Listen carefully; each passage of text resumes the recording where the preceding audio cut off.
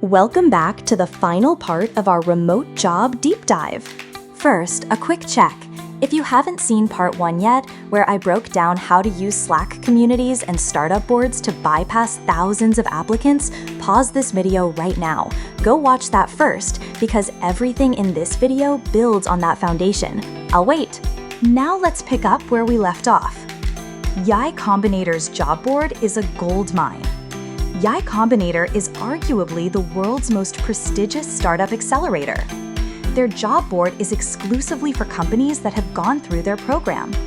This acts as a built-in quality filter. You know these companies have been vetted, have received mentorship, and are likely on a solid growth trajectory. Like WellFound, these companies are almost universally remote-friendly out of necessity. They're building from the ground up and prioritize talent over location. Just be aware of the risks that come with early-stage startups, potential pivots, high uncertainty, and intense work periods. But the opportunity for impact is massive. This next one isn't a job board at all, and that's exactly why it's so powerful. I'm talking about Product Hunt. This is a platform where builders launch their new products, websites, and apps to get early user feedback and buzz. Most people browse Product Hunt to discover cool new tools. You should be browsing it to discover cool new employers. Here's the method. Go to the Launches section. Your goal is to identify promising new products that are just getting their first burst of traffic. Focus on the ones with a high number of upvotes and positive comments. This helps you sift the signal from the noise. Now you have 2 paths. Path 1, be a super user. Identify a small bug, a UI improvement, or a feature suggestion. Write a thoughtful, constructive comment. Then, follow up with a direct message to the founder, often listed right there, with your linked resume or portfolio. You've just demonstrated value before even asking for a job. Path 2. The product is so compelling, you just want to be a part of it. Click through to the company's website. Often, these hyper-growth companies have a careers or jobs page, but the roles might not be listed on big boards yet. Your application here is lightning fast. This is the digital equivalent of getting in on the ground floor. You're applying to a company that is actively in build mode, which means they are definitely hiring. This proactive approach is how you bypass the line entirely. All right, let's move on to my absolute, hands-down, #1 favorite dedicated job board for remote work. The GOAT, the champion. This is FlexJobs. I cannot sing the praises of FlexJobs enough. Why? Because it solves the single biggest problem of every other major job board: fake remote listings. You know the ones I'm talking about. The listing says remote in the title, you get excited, you scroll down, and the location says Denver CO, and in the description it says hybrid schedule, 3 days in office. It's infuriating and a massive waste of time. FlexJobs has a rigorous vetting process. Every single job on their platform is verified to be remote, hybrid, flexible schedule, or freelance. The quality is consistently high. I found listings from major Fortune 500 companies alongside incredible tech startups, all with clear, honest remote work policies. Now, I know what you're thinking next, but it has a paywall. Yes, it does. And that is its greatest strength. Let me explain.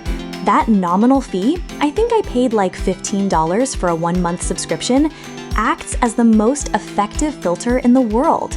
It filters out all the unserious applicants.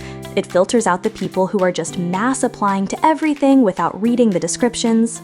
The people on FlexJobs are there because they are committed, intentional job seekers who are willing to invest a small amount to access a higher quality marketplace.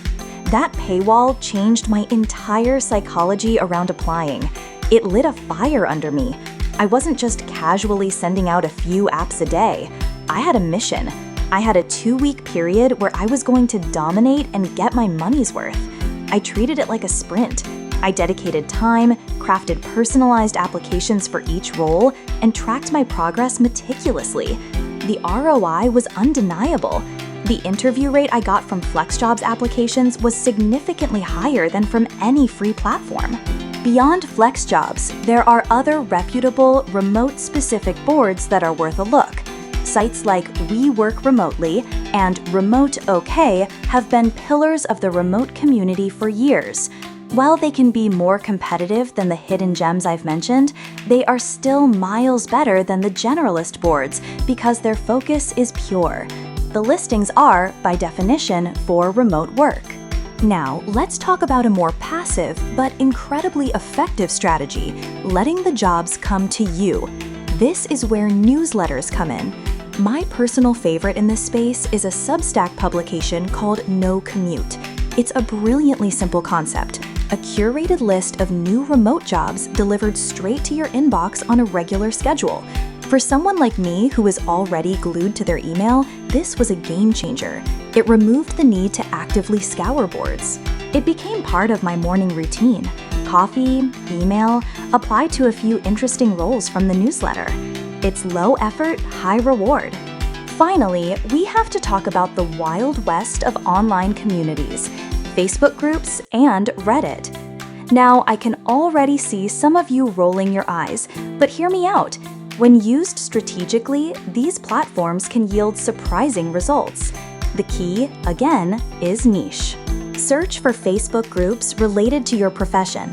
Remote digital marketers, UX/UI designers for hire, copywriting collective. The same rules from Slack apply. Engage, provide value, and then explore job posts. Reddit operates similarly. Subreddits like For Hire, Remote.js for developers, or freelance writers are bustling marketplaces. You have to be a savvy consumer here. There's a higher ratio of lowball offers and scammy posts. But buried amongst them are genuine, high-quality opportunities from people who prefer the community feel of Reddit over the cold corporate feel of LinkedIn. It requires a more discerning eye, but the potential is absolutely there. So, what's the takeaway from all of this? The common thread running through every single one of these strategies is one word: community. You are moving away from the transactional, impersonal act of clicking apply on a monolithic platform. You are moving towards integrating yourself into the very communities where work is created, discussed, and distributed. You're building relationships, demonstrating expertise, and accessing opportunities before they're commoditized and thrown to the wolves of the open market. This isn't about abandoning LinkedIn or Indeed completely. One of my own current roles actually did come from a one-click apply on a major platform. The hiring manager later told me I was chosen from a pool of over 600 applicants. So it can happen. But it cannot be your only strategy. It should be a small part of a larger, more sophisticated, and proactive approach. Stop competing with the 1,000. Start connecting with the few. Build your network, provide value first, and tap into these hidden job platforms. The offers will follow. Thanks for watching. If you found this deep dive helpful and you want to see more content about building a strategic and sustainable career in the new world of work, hit that like button and subscribe for more. And let me know in the comments which of these hidden platforms you're most excited to try out. I read every single one. See you in the next one.